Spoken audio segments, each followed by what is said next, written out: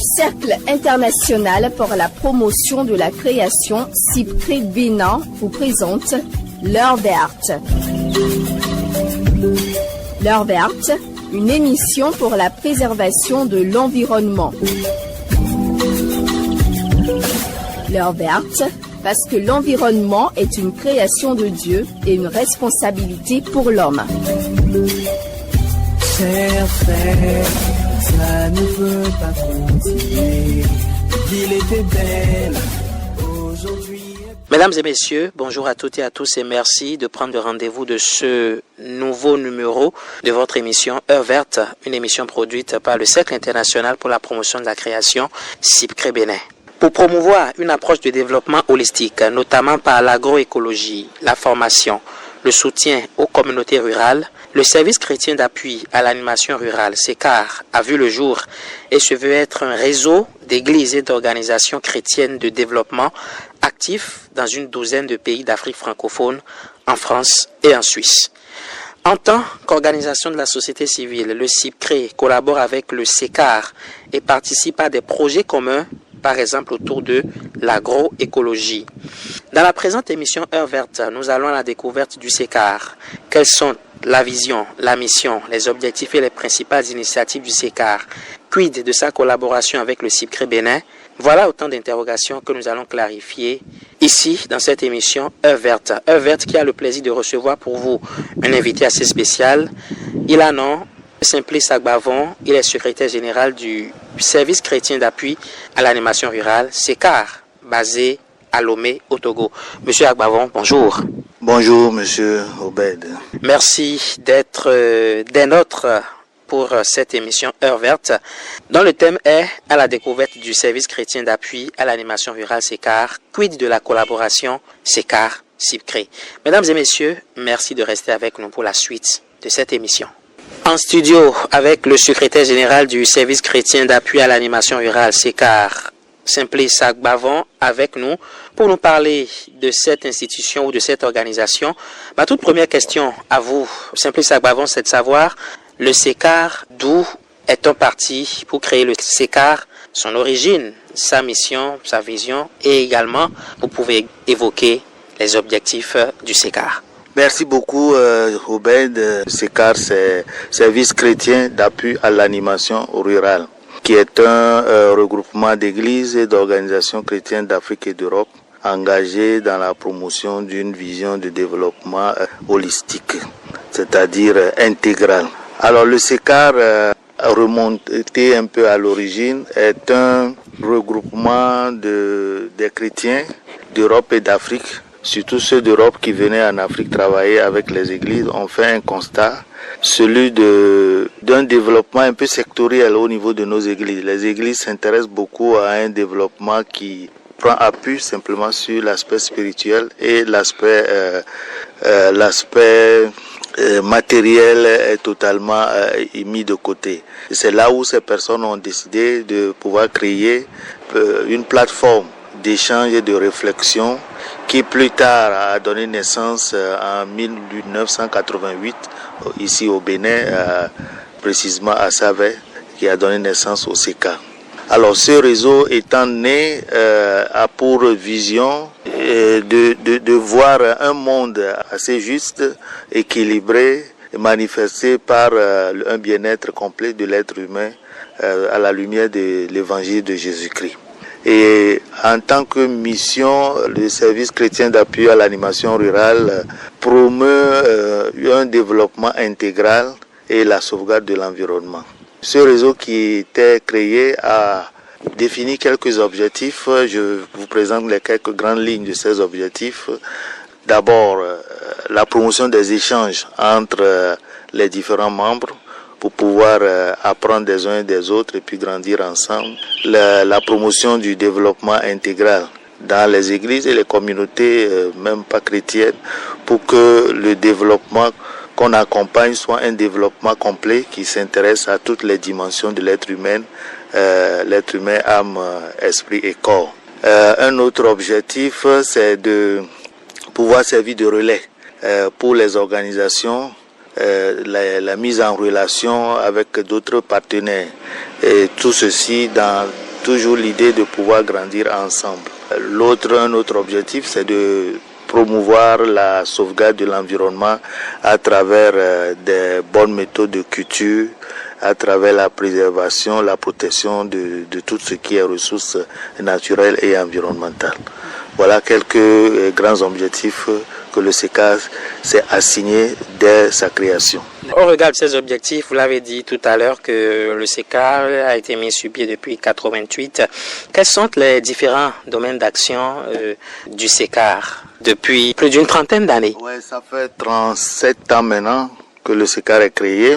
Et donc, ces différents domaines d'activité, c'est la promotion du développement holistique ou intégral, la promotion de l'agroécologie, la gestion des projets, la promotion et la défense des droits humains. Nous nous intéressons beaucoup aussi aux aspects climatiques. Voilà quelques grands domaines dans lesquels le SECA travaille. Vous intervenez dans ces domaines, je suppose que c'est sur la base de la mise en œuvre d'un certain nombre de projets sur le terrain. Tout à fait. Notre approche, c'est une approche programme qui nous permet de mettre en place des programmes et projets et que nous développons selon une période. Et c'est à partir de ces approches-là que nous arrivons à toucher tous ces domaines que je viens de citer. D'accord. Le SECA, le service chrétien d'appui à l'animation virale, le CIPCRE Bénin entretiennent des liens de collaboration. Quelle est la nature de ce lien que vous entretenez avec le CIPCRE Bénin? Le SECA, bien sûr. Est-ce un partenariat? Est-ce l'appartenance à un réseau ou bien une collaboration de nature thématique? Le CIPCRE Bénin est membre du SECA. Disons, le CIPCRE en tant qu'entité est membre du SECA. Et donc, d'abord, c'est une relation entre membres. Nous sommes un réseau et donc nous avons obligation de pouvoir appuyer, renforcer un de nos membres. Maintenant, du moment où nous travaillons ensemble, c'est vraiment un partenariat sur les thématiques qui nous concernent ensemble, à savoir l'agroécologie, la protection de la création et puis le développement intégral. Simplice Agbavo, en tant que secrétaire général du SECA, vous connaissez bien la maison, vous êtes, disons, la cheville ouvrière d'un certain nombre d'initiatives, de projets que vous mettez en place. Cette relation avec le CIPCRE Bénin, vous l'avez dit tout à l'heure, que le CIPCRE est membre du SECA. Y a-t-il eu déjà plusieurs projets ou initiatives qui ont été réalisés conjointement par le CIPCRE et le SECA? Avec le CIPCRE, nous avions fait beaucoup de choses dans le domaine de la formation. On a réalisé des formations ensemble, par exemple sur l'outil EPRAC, évaluation participative des risques liés au changement climatique. Ça a été un travail que nous avions fait ensemble pour former le personnel du CIPCRE et les partenaires du CIPCRE au Bénin. Et c'est Pain pour le Monde à l'époque qui nous avait soutenus dans cette initiative. Notre collaboration va aussi dans le sens de la mise en relation. Comme je l'avais dit, nous avons réussi quand même à mettre le CIPCRE Bénin en relation avec le DEFAP, Service Protection de Mission de France. Et cette collaboration a débouché sur le financement d'un projet d'installation de biodigesteurs qui est en cours dans un village et qui va démarrer prochainement dans un deuxième village au Bénin, Banoupadé. Et en dehors de ces deux aspects de collaboration, mise en relation et formation, nos relations aussi vont dans le sens des échanges. Et nous organisons, au niveau du SECA, il y a une plateforme qui est Plateforme Afrique de l'Ouest, dans laquelle le CIPCRE intervient. Et c'est une plateforme d'échange où on réunit tous les membres du SECA qui relèvent de l'espace Afrique de l'Ouest. Et nous échangeons sur les thématiques assez précises. Chaque année, il y a une réunion de plateforme et le CIPCRE est vraiment un grand partenaire à cette plateforme-là. Avec tout ce qui a été mis en œuvre, vous avez évoqué l'approche EPRAC, vous avez évoqué le projet autour de l'installation d'un biodigesteur qui est en cours actuellement. Est-ce que vous avez pu observer un certain nombre de changements pour la communauté ou changements du point de vue institutionnel grâce à cette collaboration entre le SECA et le CIPCRE Bénin? Oui, bien entendu. Je crois qu'avec cette collaboration, au niveau du personnel du CIPCRE et du SECA, Voilà, il y a transfert de compétences et échange de connaissances. Ça fait que nous grandissons en connaissances puisque voilà, c'est un renforcement des capacités de façon tacite à partir de ces échanges-là. Et je crois qu'au niveau de nos communautés aussi, ce que nous apprenons des uns et des autres, nous arrivons à les répliquer en termes d'approche. Le CICRE développe des approches par rapport à l'agroécologie, le SECAR aussi par rapport à certaines expérimentations avec d'autres membres d'autres pays. Et en échangeant ces éléments-là, chaque organisation, CICRE et SECAR, essaie de tirer parti de ces échanges-là. Les échanges sans doute vont se poursuivre encore pour de nombreuses autres années. Y a-t-il déjà des perspectives d'avenir pour ce partenariat entre le SECAR et le CICRE? S'il y a de nouveaux chantiers ou bien des projets communs en préparation, Simplice Agbavon, secrétaire général du SECAR, vous pouvez nous en parler. Oui, en termes de perspective, nous envisageons intensifier un peu les questions de mise en relation. Ça pourrait, nous pensons qu'en tant que réseau, notre responsabilité première, c'est de pouvoir appuyer les membres. Et appuyer les membres si on réussit à les mettre en relation avec d'autres partenaires, même rien que les partenaires techniques pour faire des choses ensemble, ce serait vraiment intéressant pour nos relations. Nous envisageons même aller plus loin, organiser même ce que nous appelons des échanges de personnes à courte durée. Par exemple, une compétence du CICRE peut venir au Togo pendant un mois sur une thématique bien ciblée, pouvoir travailler avec le personnel du SECAR, histoire de pouvoir apprendre quand même encore de ces compétences-là, et c'est vice-versa. Et nous envisageons aussi peut-être mener un projet commun qu'on pilote ensemble, quoi, je vous l'ai dit. Voilà, donc ça c'est des perspectives que nous avions discutées et pour lesquelles nous continuons toujours par réfléchir pour voir comment on pourrait les faire aboutir. Alors, Simplice Agbavon, je voudrais revenir sur la problématique de l'agroécologie. Vous avez dit tantôt que le SECAR travaille véritablement sur cette problématique-là, l'agroécologie. Vous n'êtes pas sans savoir que c'est une problématique majeure aujourd'hui en termes d'environnement et parvenir à une souveraineté alimentaire.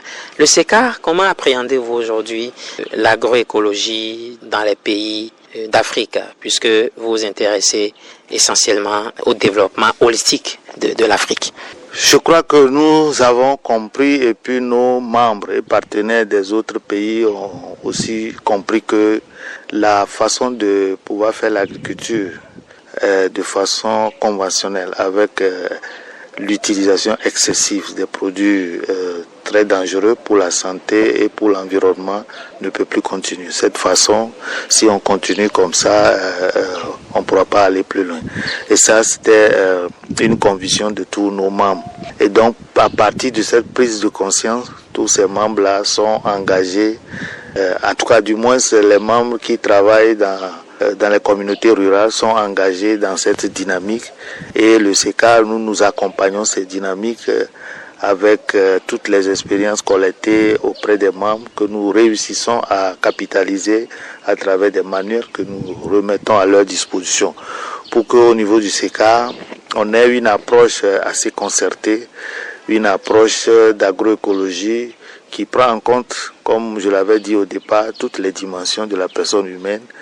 J'ai envie même de dire l'agroécologie holistique. Voilà, donc c'est notre perception un peu de la chose. Le SECAR, c'est une organisation chrétienne. Est-ce que dans les communautés chrétiennes, toutes obédiences confondues, est-ce qu'il y a un travail de sensibilisation qui se fait? Est-ce que vous collaborez vraiment avec les communautés chrétiennes pour que dans nos églises, dans les lieux de culte, qu'il y ait cette exhortation aux bonnes pratiques environnementales et je vais parler également des pratiques agroécologiques? Oui, disons que étant un réseau, normalement, nous avons obligation d'appuyer les membres. Mais parallèlement à ça, on a un programme pilote que nous exécutons depuis plusieurs années entre le Togo et le Bénin et qui prend appui maintenant sur les communautés chrétiennes et dans lesquelles nous commençons par diffuser les bonnes pratiques agroécologiques au-delà de communautés rurales qui cultivent la terre. Par exemple, au niveau des établissements scolaires, nous avions réussi maintenant aussi à introduire l'agroécologie en faisant les jardins scolaires où on montre aux élèves les bonnes pratiques pour pouvoir préserver et l'environnement et les cultures. Nous avons quand même fait aussi une percée dans les églises dans lesquelles nous commençons par faire la promotion de ces bonnes pratiques à travers les sensibilisations, à travers la formation même de certains membres du clergé. Monsieur le secrétaire général du SECAR, cette collaboration avec les églises, vous l'avez dit tantôt, elle se passe bien. Au niveau du SECAR, comment voyez-vous votre rôle dans le renforcement des organisations chrétiennes de développement, surtout en Afrique francophone? Bon, nous, on est vraiment constant dans notre rôle depuis la création du SECAR, un réseau qui regroupe plusieurs membres. L'une des premières responsabilités de ce réseau, c'est de pouvoir soutenir, c'est de pouvoir renforcer ses membres. Dans la droite ligne de cette perception, nous organisons souvent des formations, des ateliers de remise à niveau sur les différents aspects que nous abordons par rapport aux différentes thématiques. Bon, ces derniers temps, c'est les difficultés de mobilisation des ressources financières qui nous empêchent un peu de le faire, mais nous n'avons pas désarmé. Nous prenons la question par l'autre bout en organisant ces rencontres-là en ligne qui nous permet de renforcer les membres. Donc notre positionnement, c'est un réseau qui se veut un outil de renforcement pour ses membres. Sans doute, vous fonctionnez, vous avez besoin de moyens financiers pour atteindre vos objectifs. Comment les citoyens, les églises ou les organisations de façon générale peuvent-ils soutenir ou s'inspirer de votre démarche, histoire de vous appuyer davantage afin que vos objectifs soient atteints dans une certaine globalité? Pour nous soutenir, d'abord on a besoin de soutien en prière, pour que nous puissions continuer. Puis en dehors de ce soutien spirituel, on a besoin de soutien technique. Alors, il y a des compétences dans les églises, dans des organisations qu'on peut forcément mobiliser pour nous aider à faire des formations dans des différents milieux. Ça, c'est le soutien technique. Et puis, pourquoi pas le soutien financier. Celui ou celle qui est intéressé à faire un don, où le SECAR sera le bienvenu ou la bienvenue. Voilà, nous, on a quand même un compte. Nous en serons très reconnaissants pour ces personnes. Et dans le même temps, il y a certains responsables d'églises ou de communautés chrétiennes qui nous écoutent en ce moment, qui apprécient l'approche du SECAR, le service chrétien d'appui à l'animation rurale, et ils peuvent se dire tout de suite, nous voulons adhérer au SECAR. Comment ça va se passer? Pour adhérer au SECAR, c'est tout simple. Nous disons que, enfin, c'est pas nous qui le disons, c'est la Bible qui le dit. Deux personnes peuvent-ils aller ensemble? Donc, une organisation qui veut adhérer au SECAR nous adresse une demande de collaboration et puis on va rentrer en échange, en discussion avec cette organisation pour voir quelle séance on peut faire ensemble, une session de sensibilisation, de formation. Et puis, à partant de là, les conditions d'adhésion sont claires. Après, on adresse une demande à l'Assemblée générale et puis on joint les textes statutaires, statut, règlement intérieur et procès verbal. Et puis, ça y est. Vous êtes un acteur chrétien bien engagé dans les questions de développement. Aujourd'hui, ne pensez-vous pas que les communautés chrétiennes s'attardent un peu trop sur le spirituel? Quel est le message que vous avez à passer à ces églises, à ces organisations chrétiennes pour véritablement penser au développement holistique de leur communauté? Alors le message est simple. Nous sommes une organisation qui est un outil au service des églises. C'est vrai que je l'ai dit au départ que nous sommes au service des membres, mais on peut bénéficier de nos actions sans être membre. Donc nous sommes d'une façon générale au service des églises. Toute église qui s'intéresse à collaborer, qui veut collaborer avec le SECAR peut s'adresser à nous et nous pourrons voir dans quelle mesure on organise les choses. Bon, ici au Bénin, on a beaucoup de relais qu'on peut mobiliser pour une sensibilisation qui va permettre aux églises de ne plus avoir une vision très sectorielle de la vie, mais une vision vraiment pluridimensionnelle de la vie. Les églises ne doivent pas simplement se focaliser sur les questions spirituelles. Spirituel, c'est bon, mais il faut aller au-delà pour concevoir des projets, organiser les églises autour des actions de développement pour que l'épanouissement des chrétiens que nous sommes soit un épanouissement total, corps, âme et esprit. Ces églises ont sans doute besoin d'expertise en la matière. Peut-être les pasteurs sont uniquement formés côté spirituel pour renforcer la vie spirituelle des fidèles, mais non pas, disons, ces aptitudes en termes de projet, en termes de conception ou bien d'implémentation de projets. Oui, bon, c'est en cela que nous serons très utiles à ces églises-là. Dès qu'ils nous sollicitent, on peut, dans un premier temps, les accompagner, former, même renforcer les compétences de ces pasteurs pour qu'ils puissent avoir des capacités pour pouvoir faire ce travail-là eux-mêmes. Donc nous sommes là pour cet accompagnement technique et de renforcement de capacités pour les aider à élaborer des projets, à savoir même, à bien connaître même la démarche projet pour qu'ils puissent vraiment se prendre en charge dans ce domaine-là. Simply Sagbavan, vous êtes secrétaire général du service chrétien d'appui à l'animation rurale, le CECA. Nous sommes presque au terme de cette émission. Nous avons découvert le CECA, nous avons évoqué également cette collaboration entre le CECA et le CIPCRE Bénin. Le CIPCRE Bénin qui est d'ailleurs engagé en matière d'écologie et de promotion des droits humains. Vous allez dire un mot de la fin pour sensibiliser peut-être les jeunes ou bien les acteurs de développement qui nous écoutent en ce moment.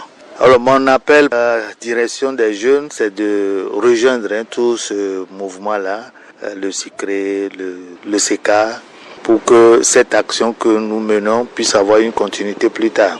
On a besoin des jeunes, on a besoin de leur vivacité pour que ce qui se fait maintenant ne puisse pas être complètement éteint dès que ces anciens-là ne seront pas là. Et un appel à toutes les bonnes volontés, toutes les personnes se mobiliser autour des questions de développement parce que ça concerne tout le monde. Et le CECA est vraiment un outil, un canal pour pouvoir assurer ce développement-là. Merci, Monsieur Simply Sagbavan. Je rappelle, vous êtes le secrétaire général du service chrétien d'appui à l'animation rurale, le CECAR. Nous avons reçu dans cette émission Heure Verte pour aller à la découverte du CECAR. Vous l'avez présenté. Vous avez également évoqué ces aspects de collaboration entre le CECAR et le CIPCRE Bénin, qui est une ONG d'écologie et de développement holistique. Sans doute, les objectifs entre le CIPCRE Bénin et le CECAR sont des objectifs communs. Nous travaillons tous ensemble à la promotion de l'agroécologie et bien d'autres questions environnementales qui concernent les communautés.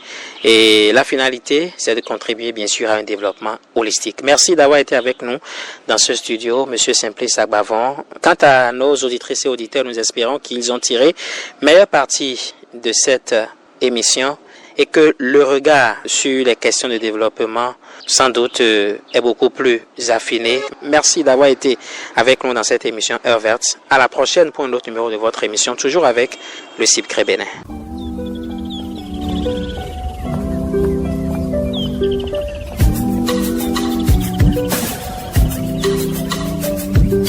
Le Cercle international pour la promotion de la création CIPCRE Bénin vous présente L'Heure Verte. L'Heure Verte, une émission pour la préservation de l'environnement. L'Heure Verte, parce que l'environnement est une création de Dieu et une responsabilité pour l'homme. Chers frères, ça ne peut pas continuer. L'île était belle, aujourd'hui est polluée. Si nous ne faisons rien pour que ça change, nous n'aurons que nos yeux pour pleurer. Nous vivrons dans l'insalubrité.